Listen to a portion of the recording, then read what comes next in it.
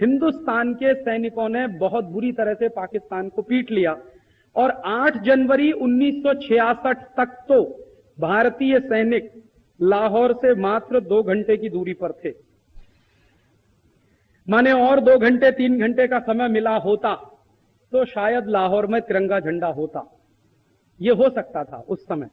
लेकिन तब एक मुश्किल आई। मुश्किल क्या आई कि जब पाकिस्तान ने देखा कि पिटते जा रहे हैं और हर इलाका भारतीय सैनिकों के कब्जे में जा रहा है, और पाकिस्तानी जो प्रधानमंत्री थे, जो उनके सेनाओं के बड़े अधिकारी थे, उनकी इमरजेंसी मीटिंग हुई और उसमें उन्होंने कहा कि अगर 2-3 दिन में लाहौर कब्जे में गया तो हफ्ते भर के अंदर कराची भी जाएगा, इस्लामाबाद भी जाएगा, पेशावर भी जाएगा, सब चला जाए, और 10-15 दिन में हो सकता है पूरा पाकिस्तान चला जाए। और पाकिस्तान में कुछ ऐसे ग्रुप थे जो हिंदुस्तान की सेनाओं का समर्थन भी कर रहे थे। सिंध प्रांत के लोग थे जो पाकिस्तान का नहीं, भारतीय सेनाओं का समर्थन कर रहे थे। और जो मुहाजिर लोग हैं, मुहाजिर माने जो हिंदुस्तान से गए हुए मुसलमान पाकिस्तान में बसे हैं, वो भारतीय सेना का समर्थन कर रहे थे। तो ऐसा लगता था कि शायद ये सब इलाका भारतीय सैनिकों के कब्जे में आ जाएगा। और शास्त्री जी ने तो मैंने बताया कि खुली छूट दे रखी थी, उनको कभी इस बात की तकलीफ नहीं थी कि भारतीय सेना कहां तक जा चुकी है। उन्होंने कहा कि अभी पाकिस्तान को कायदे से सबक सिखा देना ही ठीक है, ताकि बार बार ये तकलीफ ना उठानी पड़े हमको। तो उनका भी पूरा पाठिंबा था, शास्त्री जी का, कैबिनेट का पूरा पाठिंबा था। सेनाओं का उत्साह बहुत बढ़ा हुआ था उस समय, और भारतीय सैनिकों की तैयारी भी जबरदस्त थी। वो सब होते हुए हमने वो किया। लेकिन अचानक से क्या हुआ, जो मैंने बताया, 8 जनवरी 1966 तक जब भारतीय सैनिक लाहौर के बिल्कुल नजदीक पहुंच गए थे, तब पाकिस्तान ने अमेरिका को कहा कि अब किसी तरह से युद्ध को रुकवाइए, नहीं तो हमारा अस्तित्व ही खत्म हो सकता है। पाकिस्तान को यह समझ में आ गया, तो अमेरिका को कहा कि किसी तरह से युद्ध रुकवाइए। अमेरिका को ऐसा लगा कि शास्त्री जी से युद्ध रोकने की बात कहना बहुत मुश्किल है, क्योंकि अमेरिका 1-2 बार ट्राई कर चुका था शास्त्री जी से बात करने की, और शास्त्री जी ने उसका 2 टूक जवाब दिया था। अमेरिका ने एक बार शास्त्री जी को परोक्ष रूप से धमकी दी थी, और शास्त्री जी ने उस धमकी का बहुत अच्छे तरीके से जवाब दिया था। क्या धमकी दी थी कि उस समय लाल रंग का गेहूं आता था PL 480 का अमेरिका से। PL 480 एक कानून का नाम है अमेरिका में। PL का माने होता पब्लिक लॉ 480। जैसे हमारे देश में संविधान की धाराएं 370, 371, 372, ऐसे ही अमेरिका में कुछ कानून की धाराएं, उनमें 480 नंबर की एक धारा है पब्लिक लॉ की। उस कानून के तहत अमेरिका का गेहूं आता था हिंदुस्तान में, PL 480 का लाल रंग का गेहूं आता था, और उस गेहूं को अमेरिका में जानवर भी नहीं खाते थे, वो भारत में बेचा जाता। यह समझौता पंडित नेहरू ने किया था। हमारे देश में गेहूं की कमी थी, ये बात सच थी, लेकिन रद्दी किस्म का गेहूं हम खाएं, ये पंडित जी ने किया हुआ समझौता। एक बार तो लाल बहादुर शास्त्री ने अमरीकी दबाव को एक किनारे लगा दिया। अमेरिका ने धमकी क्या दी कि उस समय अमेरिका से लाल रंग का गेहूं आता था इस देश में, PL 480 के नाम। जो बुजुर्ग लोग यहां बैठे हैं वो जानते होंगे कि अमेरिका से वो जो लाल रंग का गेहूं आता था 1965 के साल में, उसको अमेरिका में जानवर भी नहीं खाते थे, उसको भारत को बेचा जाता। तो लाल बहादुर शास्त्री ने अमेरिकी धमकी के सामने झुकने से मना कर दिया। तो अमेरिका ने क्या कहा कि हम आपको गेहूं देना बंद कर देंगे। शास्त्री जी ने कहा बंद कर दो, हमें आपका गेहूं चाहिए भी नहीं। तो फिर अमेरिका की धमकी आई कि आपके लोग भूखे मर जाएंगे। शास्त्री जी ने कहा हम भूखे मरेंगे, लेकिन हमको अपमानजनक शर्तों पर यह संधि मंजूर नहीं है आपसे। और शास्त्री जी ने हिम्मत दिखाई, PL 480 का गेहूं खरीदना बंद कर दिया। फिर देश में गेहूं की थोड़ी कमी आ गई, तो शास्त्री जी ने देश के लोगों से अपील की कि हम एक समय भोजन करना बंद कर दें, और देश के करोड़ों लोगों ने शास्त्री जी की बात का जवाब दिया। करोड़ों लोगों ने सोमवार को व्रत रखना शुरू कर दिया। इस घटना से सिद्ध क्या होता है, इस देश का कोई भी नेता जनता से जब भी कोई कुर्बानी मांगता है तो जनता कभी पीछे नहीं हटती। सवाल नेताओं की इंटीग्रिटी का है। जनता इस देश में बहुत मजबूत है, जनता कभी सरेंडर नहीं करती। जनता ने भूखा रहना मंजूर किया, लेकिन शास्त्री जी पर इस बात का किसी आदमी ने दबाव नहीं डाला कि आप अमेरिका से गेहूं खरीदिए, हम भूखे नहीं रहेंगे। लोगों ने कहा हम भूखे रहेंगे, सम्मान के साथ हमको भूखा रहना मंजूर है, बजाय इसके कि हम अमेरिका से गेहूं खरीदें और अपमानजनक शर्तों पर उसको हम खाएं। लेकिन दूसरी बार शास्त्री जी दबाव में आए, और फिर भारत के ही अंदर के नेता अमेरिका समर्थन के हो गए, और भारत के नेताओं ने फिर शास्त्री जी को कहना शुरू किया कि पाकिस्तान से समझौता करना चाहिए और पाकिस्तान से समझौता करना पड़े। तो शास्त्री जी बहुत ही बुझे मन से, दबे हुए मन से गए ताशकंद समझौता करने के लिए, और ऐसा समझौता हुआ कि वो वापस नहीं लौटे। समझौते में क्या हुआ कि जो जमीन भारतीय सैनिकों ने जीती थी, वो सारी की सारी जमीन समझौते में हार गई। और शास्त्री जी भी उस समझौते में चले थे। शास्त्री जी की डेड बॉडी लौटी थी ताशकंद से, शास्त्री जी नहीं लौटी। हमने इतनी बड़ी गलती की 1965 में कि एक तो देश का प्रधानमंत्री खोया और दूसरा देश की जमीन खोई जो जीती थी पाकिस्तान से, और एक ऐसा प्रधानमंत्री खोया जिसके बारे में मैं कह सकता हूं ना भूतो ना भविष्य थी, न कभी हुआ न कभी होगा। जब युद्ध शुरू हो गया था पाकिस्तान की तरफ से, तो शास्त्री जी ने सारे देश के लोगों से एक अपील की थी कि घर का पैसा बचाओ, खर्चे कम करो, क्योंकि युद्ध के समय में सेविंग्स की बहुत जरूरत होती है सरकार, और जिस देश में सेविंग्स जितनी ज्यादा होती हैं डोमेस्टिक स्तर पे, घरेलू स्तर पे, वो देश युद्ध उतने ही अच्छे तरीके से लड़ सकता है। तो शास्त्री जी ने लोगों से अपील की कि आप पैसा बचाओ, खर्चे कम करो, लेकिन दूसरों से अपील करने से पहले शास्त्री जी ने अपने खर्चे कटौती किए थे। और जानते हैं क्या खर्चा सबसे पहले कटौती किया? उनके घर में एक बाई आती थी उनका कपड़ा धोने की, तो शास्त्री जी ने बाई को कह दिया कि कल से तुम कपड़ा धोने मत आना मेरे। तो बाई ने पूछा कि कपड़ा कौन धोएगा, क्योंकि उनकी पत्नी की तबीयत खराब रहती थी, ललिता शास्त्री उस समय बहुत बीमार रहती थी। तो शास्त्री जी ने कहा मैं खुद धोऊंगा। कपड़े तो ज्यादा रखते ही नहीं थे, 2 जोड़ी कपड़े रहते थे, 1 जोड़ी सुखाते थे, 1 जोड़ी धोते थे, 2 धोती थी उनके पास, 2 कुर्ते थे, 1 जोड़ी चप्पल थी, और 1 खादी की बनियान रहती थी, 1 अंडरवियर रहता था। ये कपड़े थे उनके। तो उन्होंने कहा मैं खुद धो लूंगा। फिर दूसरे अपने घर में कटौती कैसे की उन्होंने? भारत के प्रधानमंत्री की बात देखिए, उनके घर में एक बाई आती थी उनके कमरे में झाड़ू लगाने के लिए, पोछा लगाने के लिए। उन्होंने कहा तुम भी कल से मत आना। तो उस बाई ने पूछा घर में झाड़ू कौन लगाएगा? उन्होंने कहा मैं मेरा कमरा साफ कर लूंगा, बाकी अपने बेटों को कहूंगा कि वो सब घर की सफाई करें, क्योंकि मैं पैसा नहीं दे सकता, दूसरों से मैं कह रहा हूं तो पहले मुझे करना होगा। उसके बाद तीसरी घर की कटौती कैसे की उन्होंने? उनके घर में एक ट्यूटर आता था जो उनके सबसे बड़े बेटे को अंग्रेजी पढ़ाता था। उनका बेटा अंग्रेजी में फेल हो गया, तो एक बड़ा ट्यूटर आता था घर में पढ़ाने के लिए। तो शास्त्री जी ने कहा कि कल से तुम मत आना। तो उस ट्यूटर ने कहा कि आपका लड़का बहुत कमजोर है अंग्रेजी में, और वो पास नहीं होगा तो 1 साल उसका बर्बाद हो जाएगा। उन्होंने कहा इस देश के लाखों करोड़ों बच्चे फेल हो जाते हैं, मेरा बेटा भी फेल हो जाएगा, कौन सी इसमें खास बात? मैं कोई विशेष आदमी तो नहीं, एक साधारण आदमी हूं मैं इस देश का। तो वो ट्यूटर भी हटा दिया। इस तरह से अपने खर्चों में कटौती की एक ऐसे व्यक्ति ने जो उस समय भारत का प्रधानमंत्री था। आज तो कोई नहीं दिखाई देता ऐसा नहीं। संकट की स्थिति तो आज भी है इस देश में, आर्थिक हालत तो बहुत खराब है इस देश में। बताइए कब प्रधानमंत्री या राष्ट्रपति ने अपने खर्चे में कटौती करने की कोई बात कही? आज के नेताओं ने तो अपने खर्चे 3-3 गुने बढ़ा लिए। आपको मालूम है सभी नेताओं की पगारें 3-3 गुनी बढ़ गई। अभी पिछले 1 महीने से प्रधानमंत्री की पगार 3 गुनी बढ़ गई, राष्ट्रपति की पगार 3 गुनी बढ़ गई, मुख्यमंत्रियों की पगारें 3 गुनी बढ़ गई, राज्यपालों की पगारें 3 गुनी बढ़ गई। देश की आर्थिक हालत बहुत खराब है, सरकार के पास पैसा नहीं है, और प्रदेशों से आने वाली मदद भी रुकी हुई है क्योंकि आर्थिक पाबंदी है। वैसी स्थिति में मुझे ऐसा लगता था कि ये सब नेता लाल बहादुर शास्त्री वाला उदाहरण पेश करेंगे कि पगारें नहीं लेंगे 1-2 साल के लिए, देश की स्थिति जब तक सुधरेगी नहीं। लेकिन इन सब नेताओं ने तो अपनी पगारें 3-3 गुनी बढ़ाई। इसलिए मैंने कहा था कि शास्त्री जी ऐसे व्यक्ति थे ना भूतो ना भविष्यति। शायद ऐसा नेता मिलना बहुत मुश्किल है इस देश में।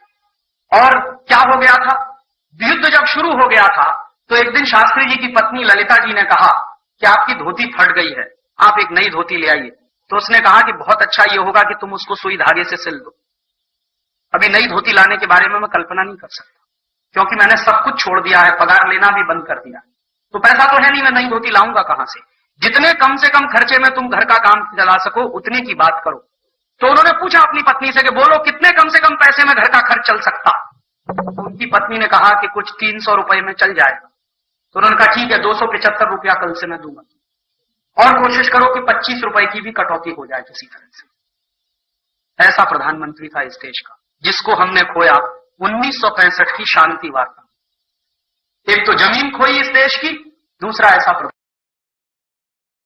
शास्त्री जी पर बहुत दबाव होता था कि अमेरिका और यूरोप की कंपनियों को भारत में आने दो। शास्त्री जी ने ना कह दिया कि कोई भारत में अमेरिका और यूरोप की कंपनी आएगी नहीं, क्योंकि हमने गलती से एक कंपनी को बुला लिया था, तब तो देश को 250 साल की गुलामी झेलनी पड़ी। अब दोबारा से विदेशियों को बुलाएंगे तो पता नहीं कितने 1000 साल की गुलामी आएगी। तो उन्होंने किसी विदेशी कंपनी को आने नहीं दिया। स्वदेशी तकनीकी का विकास, स्वदेशी कंपनियों का विकास, स्वदेशी उद्योगों का विकास, स्वदेशी खेती का विकास, ये सब कुछ उन्होंने इस देश में अपने अभिक्रम से किया। दुर्भाग्य हमारे देश का, जो मैंने कहा। और एक साजिश हुई, एक षड्यंत्र हुआ कि सत्ता के 18वें महीने में ही उनको हटा दिया गया रास्ते से, कुर्सी से ही नहीं उतार दिया, उनको इस दुनिया से विदा कर दिया। आपको मालूम है पाकिस्तान का हमला हुआ था इस देश पर, उस हमले का शास्त्री जी ने करारा जवाब दिया था।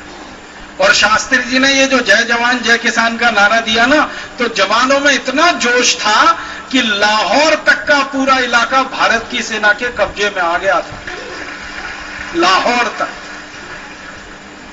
बाद में पाकिस्तान गिड़गिड़ाने लगा, पैरों में पड़कर रोने लगा, शास्त्री जी के सामने मिमियाने लगा पाकिस्तान। गलती पाकिस्तान ने की थी हमला करके। पाकिस्तान को अंदाजा नहीं था कि भारत की फौज इतना करारा जवाब देगी, क्योंकि पाकिस्तान इस गफलत का शिकार था कि 1948 में जब पाकिस्तान ने 47-48 में जम्मू कश्मीर पर हमला किया था और भारत की फौजें उस समय उतनी तैयार नहीं थी। हालांकि जवाब उस समय भी दिया था भारत की फौजों ने, पाकिस्तानी फौजों को भागना पड़ा था, लेकिन पाकिस्तान को 1965 में यह गफलत हो गई कि फौजें हिंदुस्तान की ज्यादा तैयार नहीं है, तो उन्होंने हमला कर दिया। लेकिन तैयारी इतनी जबरदस्त थी कि पाकिस्तान को करारी हार का सामना करना पड़ा और लाहौर तक पाकिस्तान हार गया, भारत की सैनिकों का कब्जा हो गया। फिर शास्त्री जी गए सोवियत संघ की पाकिस्तान के राष्ट्रपति और प्रधानमंत्री का कब्जे में आए थे, वो भी वापस कर दिए जाए। इसी समझौते पर हस्ताक्षर करने के लिए शास्त्री जी ताशकंद गए थे और 10 जनवरी 1966 को उनको दूध में जहर मिला के पिला दिया गया। हुआ क्या था, शास्त्री जी का एक नियम था, जैसे सबके नियम होते हैं ना बड़े लोगों के, वैसे उनका एक नियम था कि वो अपने रसोइये के हाथ का बना हुआ खाना ही खाया करते थे। उनका एक रसोइया था जो बराबर हर समय उनके साथ रहता था, हर विदेश यात्रा में उनके साथ जाता था, हर समय उनके साथ रहता था। तो वो रसोइये के हाथ का बनाया हुआ खाना ही खाया करते थे। तो ताशकंद गए थे तो उनके साथ उनका रसोइया भी गया था। लेकिन ताशकंद में क्या हुआ, शास्त्री जी के रसोइये का अपहरण किया गया, उसको उठा लिया, शास्त्री जी को पता नहीं। उसकी जगह एक दूसरे आदमी को वहां बिठा दिया गया और उसने, शास्त्री जी रात को खाना नहीं खाते थे, सामान्य रूप से दूध पी के सो जाते थे, तो रात को उनको दूध दिया, वो दूसरे रसोइये ने बना कर दिया और उसमें जहर मिलाया, बहुत ही तीव्र जहर था, बहुत तीखा जहर था। वो दूध पीते ही शास्त्री जी को मिचली और उबकी आने का हुआ, फिर सांस घुटने लगी। बार बार उन्होंने अपने रसोइये को आवाज दी लेकिन वो आया नहीं, क्योंकि रसोइये का अपहरण हो चुका था और उसको ले जाकर कहीं बंद कर रखा था। थोड़ी देर में शास्त्री जी के प्राण निकल गए। शास्त्री जी के साथ जो उनके सहयोगी गए थे वो उनके शव को लेकर वापस आए। तो भारत सरकार का क्या कर्तव्य था, देश के प्रधानमंत्री की हत्या हुई थी, मृत्यु नहीं हुई थी, लेकिन सरकार ने इतना बड़ा झूठ पूरे देश से बोला कि शास्त्री जी की हृदय गति रुकने से मृत्यु हो गई है। इतना बड़ा झूठ देश की तरफ से पूरी मीडिया को बोला गया प्रधानमंत्री के बारे में। आप सोचो कितनी क्रूर है ये शासन व्यवस्था, इसका अंदाजा लगाओ। प्रधानमंत्री पद पर बैठे हुए व्यक्ति की हत्या की जाती है और सरकार के मीडिया की तरफ से सारे देश में खबर दी जाती है कि हृदय गति रुकने से मृत्यु हुई। तो शास्त्री जी के जो पर्सनल डॉक्टर थे, पर्सनल फिजिशियन, उनको शक हुआ कि शास्त्री जी के हृदय गति से मौत हो नहीं सकती, क्योंकि उनका कोलेस्ट्रॉल नॉर्मल, उनका ब्लड प्रेशर नॉर्मल, उनके ट्राइग्लिसराइड्स नॉर्मल, सब कुछ नॉर्मल, तो हृदय गति रुकने का कारण क्या? स्ट्रेस कोई था नहीं, क्योंकि जीत किया था उन्होंने युद्ध में, हारे तो थे नहीं, तो डिप्रेशन के शिकार भी नहीं थे। डिप्रेशन होता है तो स्ट्रेस होता है, स्ट्रेस होता है तो फिर ट्राइग्लिसराइड्स बहुत बढ़ जाते हैं, कोलेस्ट्रॉल भी बढ़ जाता है और हार्ट अटैक का चांस हो जाता है। युद्ध में जीते थे, लाहौर तक का इलाका कब्जे में ले लिया था, भारतीय सेना की विजय हुई थी, तो डिप्रेशन का कोई कारण नहीं था। तो उनके डॉक्टर को शक हुआ और उनके डॉक्टर ने उनका शरीर देखने की इजाजत मांगी।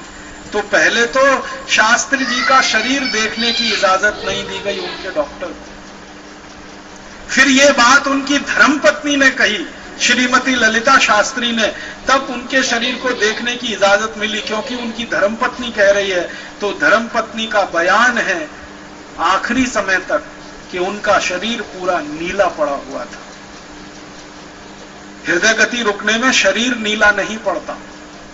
शरीर नीला पड़ता है जब उस शरीर को जहर दिया जाता है। और उसके बाद भी हमारे देश की सरकार ने शास्त्री जी के शरीर का पोस्टमार्टम नहीं होने दिया। आप जानते हैं, सामान्य से हत्या के केस में पोस्टमार्टम होता है, पुलिस केस बनता है, एफआईआर दर्ज होती है, लेकिन भारत सरकार ने शरीर का पोस्टमार्टम भी नहीं होने दिया, क्योंकि पोस्टमार्टम होता तुरंत बात समझ में आती कि जहर दिया गया, और जहर दिया गया तो तत्काल सब इंक्वायरी होती तो षड्यंत्रकारी पकड़े जाते। और वो षड्यंत्रकारी कौन थे, अंदाजा आप लगा ही सकते हैं। तो वो षड्यंत्रकारी पकड़े जाते, सारे देश के सामने उनका मुंह काला हो जाता। ये सबको दबाकर ढांप कर रख दिया गया, और उनकी मृत्यु शास्त्री जी की आज भी एक रहस्य और पहेली की तरह से है। मैं आपको विनम्रता पूर्वक बताता हूं कि हिंदुस्तान का पहला प्रधानमंत्री था जिसने किसानों की चिंता की, जिसने जवानों की और सेना की चिंता की, जिसने हिंदुस्तान की स्वदेशी पूंजी कैसे बढ़नी चाहिए उसकी चिंता की, स्वदेशी तकनीकी कैसे विकसित होनी चाहिए उसकी चिंता की, स्वदेशी संसाधन कैसे बढ़ने चाहिए। माने पूरा खांटी स्वदेशी प्रधानमंत्री वो इस देश को मिला था। लेकिन